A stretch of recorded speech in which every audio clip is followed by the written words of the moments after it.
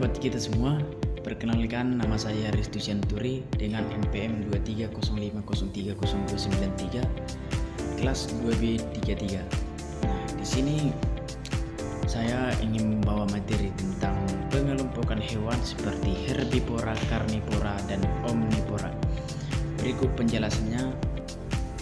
Pengelompokan hewan ini merupakan pembelajaran di sekolah dasar, yaitu kelas 3. Nah, jadi di sini saya akan menjelaskan apa itu herbivora, apa contoh dari herbivora, dan juga apa itu karnivora dan contoh karnivora dan omnivora. Begitu juga dengan selanjutnya. Nah, di sini sedikit saya jelaskan mengenai herbivora. Herbivora adalah hewan pemakan tumbuhan atau protein dari tumbuhan. Hewan herbivora hanya mengonsumsi tumbuhan seperti daun, rumput, biji-bijian, dan buah-buahan. Mereka biasanya hidup di daerah yang kaya akan vegetasi seperti padang rumput, hutan, dan persawahan.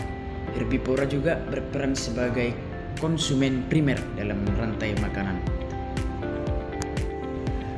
Contoh hewan herbivora yang pertama panda, kedua beruang, yang ketiga sapi, yang keempat kambing, yang kelima kerbau, dan juga banyak masih contoh-contoh daripada hewan herbivora. Nah, yang kedua ada karnivora.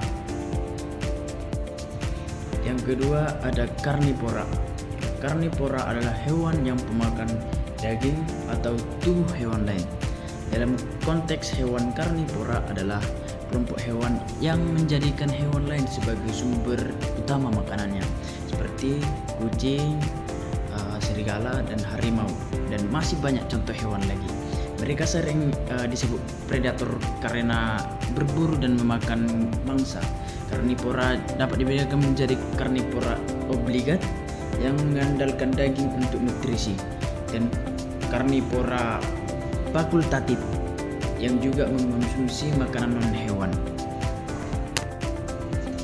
Oke, yang ketiga ada juga yang dinamakan omnivora.